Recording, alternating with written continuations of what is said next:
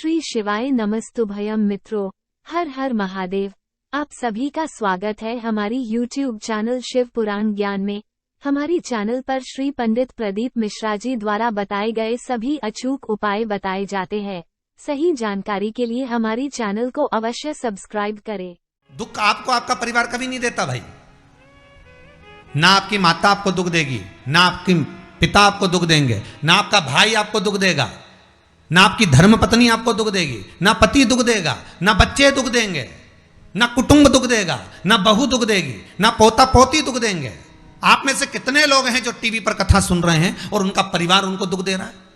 कितने लोग हैं ऐसे? कभी विचार करना एकांत में बैठकर कि आपको ना आपकी पत्नी दुख दे रही है, ना आपको आपका पति दुख दे रहा है, ना आप अपने पति को तलाक दे रहे हो, ना आप अपनी पत्नी को तलाक दे रहे हो, ना आपका बेटा आपको दुख दे रहा है, ना आपकी बहू आपको दुख दे रही है, ना आपका कुटुंब के लोग, परिवार के लोग, भाई आपको दुख दे रहा है। ये कहीं नहीं हो सकता। भाई भी आपको दुख नहीं दे रहा, ना आपके परिवार वाले, ना नातेदार, ना रिश्तेदार, ना मित्र, ना सखा, ना दोस्त, कोई आपको दुख नहीं देता। ये शिव महापुराण की कथा कहती है। हमको लगता है कि हमारे परिवार वाले दुख दे रहे हैं, हमको लगता है हमारी बहू हमें दुख दे रही है, हमें लगता है हमारी सास हमें दुख दे रही है, हमें लगता है हमारा पति हमको दुख दे रहा है, हमें लगता है हमारे कुटुंब वाले हमको दुख दे रहे हैं। पर शिव महापुराण की विद्येश्वर संहिता कहती है ये कोई आपको दुख नहीं देते। दुख आपका पूर्व का कर्म आपको देता है। ये जितने भी मिले हैं ना आपको, रिश्तेदार, नातेदार, कुटुंब, भाई, बंधु, सखा, पत्नी, पति, पोता, पोती, ये जितने लुटेरे मिले हैं, ये जितने अपशब्द कहने वाले मिले हैं, ये जितना ताने देने वाले मिले हैं, ये जितना गाली देने वाले मिले हैं, ये जितना उंगली उठाने वाले मिले हैं, ये कोई दूसरे नहीं, तुम्हारे पूर्व कर्म के कोई ना कोई पुराने ही होंगे जो तुम्हारे साथ जुड़कर तुम्हारे टांग खींचने के लिए सामने खड़े हुए हैं। ये कोई तुम्हारे होंगे। सब्सक्राइब कीजिए हमारे YouTube चैनल शिव पुराण ज्ञान को और साथ ही बेल आइकन को दबाना न भूले। तो ये सब दिमाग से निकाल दीजिए आप, आपके ये चित्तवृत्ति बुद्धि से ये बात सब निकाल दो। जितने लोग कथा सुन रहे हैं ना, अपनी बुद्धि से निकाल देना कि मेरी बहू मुझे गाली दे रही है। हाँ, तूने किसी गाय को रोटी नहीं दी और दी भी होगी, दूसरी बार गाय आ गई होगी तो डंडा मार के भगा दिया, वही बहू आई है, वाणी के डंडे कुदा रही है। कोई बेटा अगर नहीं सेवा कर रहा, कोई बेटा नहीं पूछ रहा, समझ लेना पूर्व में हमारे बुजुर्ग, कोई दादाजी होगा, कोई दादी जी हो गई, कोई ससुर जी होगा, कोई जेठ जी होगा, हो सकता है किसी की हमने सेवा नहीं करी हो और वही बेटा बनकर आया, आज हमारी सेवा नहीं कर रहा। मत बुरे कर्म कर बंदे वरना पछताएगा, भगवान की आंखों से तो बच नहीं पाएगा, तू बच नहीं पाएगा।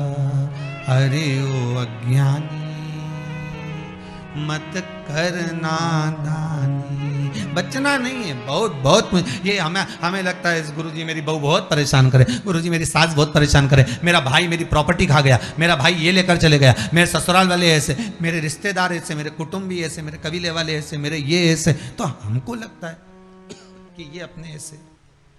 सब्सक्राइब कीजिए हमारे YouTube चैनल शिव पुराण ज्ञान को और साथ ही बेल आइकन को दबाना न भूले ताकि आपको हमारे लेटेस्ट वीडियोस की अपडेट्स मिले। हमको लग रहा है कि ये हमारे हिस्से हैं, हमारे को लूट रहे हैं, हमको ऐसा परेशान कर रहे हैं, हमको ऐसा कर रहे हैं, पर नहीं भाई। शिव महापुराण की कथा कहती है कोई हमको कष्ट नहीं देता। एक बार पहले भी कथा में कहा, आज फिर कह रहे हैं आपको महाराज, फिर कह रहे हैं, आज फिर कह रहे हैं, आपको फिर निवेदन कर रहे हैं। बीमार हुए देवास में, बीमार हुए भोपाल में, बीमार हुए सीहोर में, बीमार हुए कहीं, डॉक्टर को दिखाने जा रहे हैं इंदौर, डॉक्टर को दिखाने जा रहे हैं भोपाल, डॉक्टर को दिखाने जा रहे हैं देवास, मुंबई, पुणे, जहाँ तहाँ हम डॉक्टर को दिखाने के लिए जा रहे हैं। वहाँ हॉस्पिटल में हमने सुई लगवाई, इंजेक्शन लगवाया, वहीं से कहीं कुछ चीरा फाड़ी कर दी, ऑपरेशन कर दिया। जरा विचार करना कभी एकांत में बैठ कर कि रहते यहाँ थे, दवाई लेने पहुँचे वहाँ, इंजेक्शन वहाँ लगवाया, बताओ ऑपरेशन वहाँ करवाया। तो इतने सारे हॉस्पिटल, कहीं ना किसी ने कहा सूरत भी जा सकते हो, किसी ने कहा अहमदाबाद चले जाओ, किसी ने कहा वहां चले जाओ, कोई कहे पूना चले जाओ, कोई कहे मुंबई चले जाओ, कोई कहे इंदौर चले जाओ, कोई कहे भोपाल चले जाओ। पर रहने वाला कहाँ का और जाकर ऑपरेशन करवा रहा है कहाँ पर? विचार करिएगा। रहने वाला कहाँ का और इंजेक्शन लगवा रहा है कहाँ जाकर? जरा विचार करिएगा। और कितने डॉक्टर, ऑपरेशन करने वाला कोई विशेष, कितनी डॉक्टर सिस्टर, इंजेक्शन लगाने वाली कोई, लगाने वाली कोई विशेष वहां बैठी है। उसको तुम नहीं पहचानते, वो आपको नहीं पहचानते। अभी अभी कोरोना का टीका लगवाया होगा, वैक्सीन लगवाई होगी, इंजेक्शन लगवाया होगा, कोरोना महामारी का लगवाया सबने। अब लगवाया तो उसमें आपके मन में विचार तो आएगा, ना तो हम इस सिस्टर को पहचानते, ना हम इस डॉक्टर को पहचानते, गए और सुई लगवा के आ गए। पर उसने हमको कष्ट तो दिया, भले वो थोड़ा सा चुभाया पर कष्ट तो मिला। पर विचार करा कि ये क्यों मिली, कारण क्या था, इसी ने क्यों चुभाया। हो सकता है पूर्व में तुमने भी इसको कोई कष्ट दिया होगा, हिसाब बराबर करने के लिए यहां लाके छोड़ दिया। वो दुनिया के लोगों ने कहा है ना कि ये कोरोना महामारी को उपजने वाला, वो चीन के ऊपर लोगों ने कहा कि उन्होंने इस कोरोना महामारी को प्रकट कर, अब उनने तो कर दिया, उनने तो संसार में विनाश का कारण बना दिया। पर फिर प्रकृति ने क्या करा आज की स्थिति में, प्रकृति क्या कर रही है फिर वो भी अंदाजा लगा। कहीं मालूम पड़े मिट्टी हवा में उड़ रही है, ऐसी उड़ रही है गीली कि सब गाड़ी ने बंगला सबके धो दिया उसने। फिर बचा कुचा था, पानी की बाढ़ आ गई। अगर हम दूसरे को कष्ट दे रहे हैं, हम दूसरे पर उंगली उठा रहे हैं, हमने एक उंगली अगर किसी पर उठा दी, हमने उंगली उठाकर कह दिया वो ऐसा है, उसने ऐसा करा, उसने वैसा करा, हमने एक उंगली उठा दी, भले तुम विद्वान हो, भले तुम्हारे में विद्वत्ता है, पर हम किसी पर अगर एक उंगली उठा रहे हैं तो ये 3 उंगलियां हमारे भीतर जा रही है कि अपने अंदर झांक कर देखो कि आप कैसे हो। अपने भीतर झांक कर देखिए कि आप में क्या तत्वता है। जो हम दूसरे में कुछ खोट देख रहे हैं तो हम में कितना खोट भरा होगा, हम में कितना कपट भरा होगा, तभी तो सामने वाला कपटी नजर आ रहा है। जैसा चश्मा लगाओगे सामने वाला व्यक्ति वैसा ही तो दिखेगा। लाल कलर का लगाओगे तो लाल दिखेगा, काला लगाओगे तो काला दिखेगा, पीला लगाओगे तो पीला दिखेगा। नेत्रों में जो काम, अगर अहंकार है तो अहंकारी दिखेगा, लोभ है तो लोभी दिखेगा, वासनावान है तो वासनावान दिखेगा, तृष्णावान है तृष्णावान दिखेगा, चोर है चोर दिखेगा, कपटी है कपटी दिखेगा, बेईमान है बेईमान दिखेगा, अज्ञानी है अज्ञानी दिखेगा। आपकी दृष्टि जैसी होगी सामने वाली की सृष्टि वैसी ही नजर आएगी, सामने वाला व्यक्ति आपको वैसा ही दिखेगा। आपका चित्त अच्छा है, आपका मन अच्छा है, आपके दिल अच्छा है, आपके भाव अच्छे हैं, सामने वाला भी वैसा ही नजर आएगा।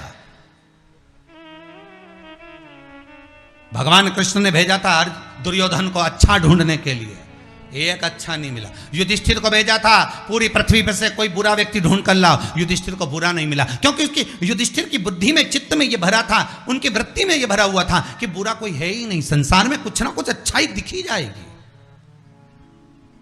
बुरा जो देखन में चला बुरा न मिलिया कोई। हम देख रहे हैं, हम चित्तवृत्ति से, हम विचार।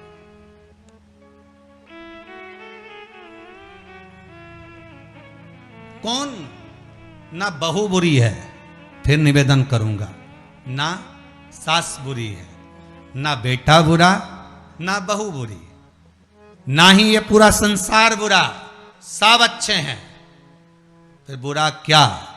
अपना कर्म जो हम कर कर आए हैं, उस कर्म का भोग संसार में आकर भोगना पड़ेगा। एक रोटी भी हमको खाने को मिल रही है तो हमारे पूर्व के किए हुए कर्म के अनुसार मिल रही है। दुख भी अगर हमको मिल रहा है तो हमारे पूर्व के कर्म के अनुसार मिल रहा है। सुख भी मिल रहा है तो हमारे पूर्व के कर्म के अनुसार मिल रहा है। हम जैसा कर्म करें उसके अनुसार हमें फल मिल रहा है।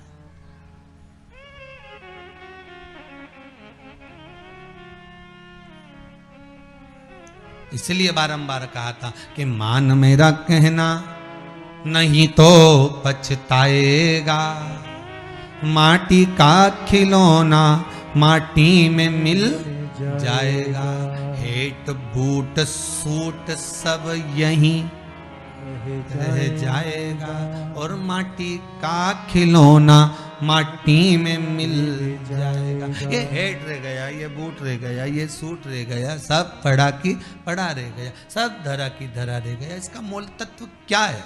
इसकी महत्वता क्या है?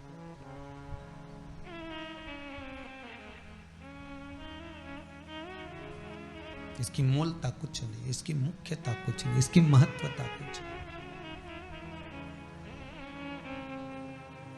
किले भोले का नाम, भगवान शिव का मंत्र, नाम स्मरण जप कीर्तन सुख दे।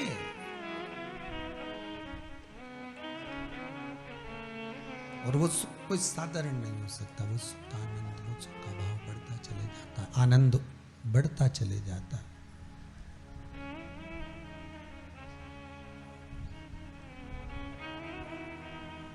ले भोले का नाम काहे यूं भटके, मिलता है आराम काहे यूं भटके। इस शिव का नाम लेकर, हम शिव का नाम लेकर जब अग्रण्य बढ़े, आगे बढ़े, शंकर का नाम लेकर जब अग्रण्यता के भाव की ओर बढ़े, तो जीवन का सुख क्यों ना मिलेगा? सब वो जीवन का आनंद क्यों ना मिलेगा? महाराज शिव पुराण कह रहे हैं, कोई बुरा नहीं संसार में। ये जितने नाते रिश्ते कुटुंब कबीले बनते चले जाते हैं, ये हमारे कर्म के अनुसार बनते चले जाते हैं। कर्म के अनुसार, ये कोई दूसरा बनाता नहीं है। जैसा पूर्व में कर कर आए हो, वैसा आपके सामने आपका व्यवहार सामने वाले का प्राप्त होगा, वैसा व्यवहार प्राप्त होगा।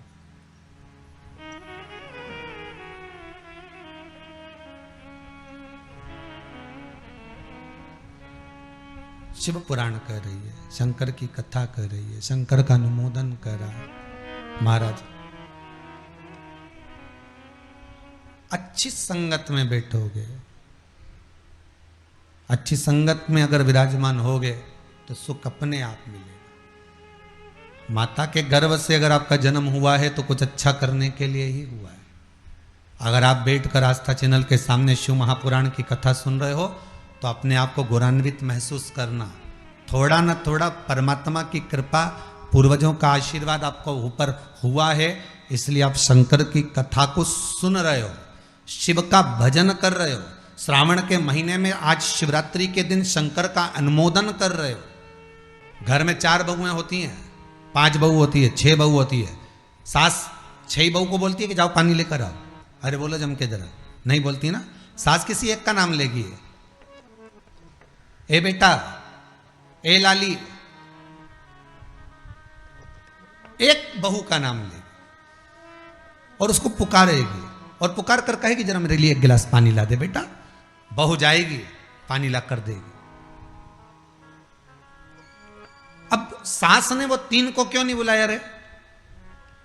अरे बोलो तो जम क्या, वो 3 से क्या सास की दुश्मनी थी? नहीं, वो भी रोज मिलती, वो भी रोज प्रणाम करती है, वो भी रोज नमन करती है, वो भी रोज ना रोज सास के पास जाकर बैठती हैं। वो भी, सास उनको भी साड़ी देती है और सास उसको भी साड़ी देती है, सास उसको भी रकम देती है, उनको भी। पर एक को बुलाया आवाज लगाकर, ए बेटा, ए लाली, ए बहू, जरा इधर आ। और जिसका नाम लेकर बुलाया वो दौड़ कर आई और लाकर पानी दे दिया। पर सास इसी को क्यों बुलाती है? 4 बहू में से इसी बस बहू को आवाज क्यों लगाती है? बस उतना तुम अंदाजा लगा कर रखो कि सास इसी को ज्यादा क्यों बुलाती है, इसी से बात क्यों ज्यादा करती है। ना तो उसने कुछ दिया, ना इसने कुछ दिया, ना कोई बात। पर कुछ बहू में, 4 बहुओं में, 4 बेटे में कोई एक ऐसा होता है जिससे सास की अच्छी पटती है। उसी तरह भोलेनाथ भी परिवार में उसको देख लेता है जिससे शिव की अच्छी पटती है, उसी को बिठाता है कथा में। अगर आपको यह वीडियो पसंद आया है तो कृपया वीडियो को लाइक करें, कमेंट करें और हमारी चैनल को सब्सक्राइब करें। श्री शिवाय नमस्तुभ्यम।